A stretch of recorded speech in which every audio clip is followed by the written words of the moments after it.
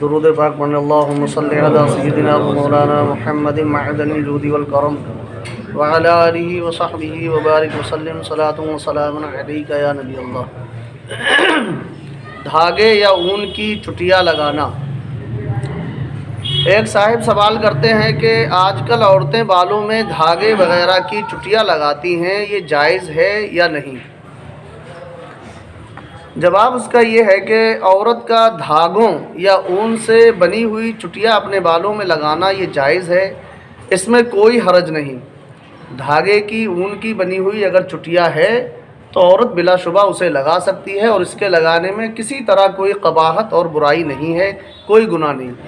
البتہ اپنے یا کسی اور انسان کے بالوں کی چٹیاں لگانا ناجائز و حرام ہے، جیسا کہ آج کل بعض بالوں کی چٹیاں چلتی ہیں۔ اب وہ بال اگر انسان کے ہیں، چاہے وہ اپنے ہوں یا کسی دوسرے انسان کے ہوں، کسی اور عورت کے بال ہوں، اگر وہ بالوں کی چٹیا ہے تو پھر ایسی صورت میں وہ چٹیاں لگانا ناجائز و حرام ہے، گناہ کا کام ہے، وہ نہیں لگائی جا سکتی ہے۔ اگر کوئی یہ سوچے کہ میں اپنے ہی بالوں کی ایک چٹیا بناؤں اور لمبے کر کے لگا لوں تو وہ اپنے بالوں کی چٹیا بھی نہیں لگا سکتی ہے۔ جو بال سر سے جدا ہو گیا اب اس سے فائدہ حاصل کرنا اور اس کا استعمال کرنا شرعاً یہ درست نہیں ہے۔ اسی طرح اگر دوسرے کے بالوں کی ہے تب بھی لگانا جائز نہیں ہے۔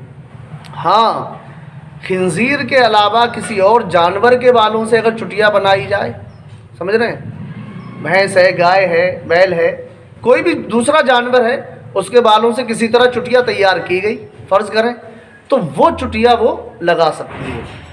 عضو انسانی سے فائدہ حاصل کرنا یہ درست نہیں ہے، مگر خنزیر چونکہ وہ تو نجس العین ہے، پورا کا پورا ناپاک ہے، اس کا بال بھی ناپاک ہے۔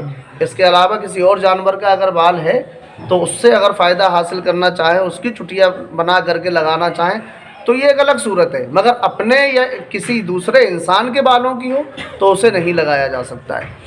حدیث پاک میں انسانی بال لگانے اور لگوانے والی دونوں عورتوں پر لعنت آئی ہے۔ جو لگائے اس کو بھی ملعون کہا گیا، اور جو لگائے اور جو لگوائے، یعنی لگانے والی اور لگوانے والی دونوں پہ ہی لعنت فرمائی گئی ہے۔ مثال کے طور پہ ایک نے لگائی، دوسرے نے لگا کر کے تیار کر کے دی اسے، تو یہ دونوں ہی گناہ گار ہیں، سمجھ رہے ہیں؟ لہذا اس سے اجتناب کیا جائے۔ ہاں، آگے ایک سوال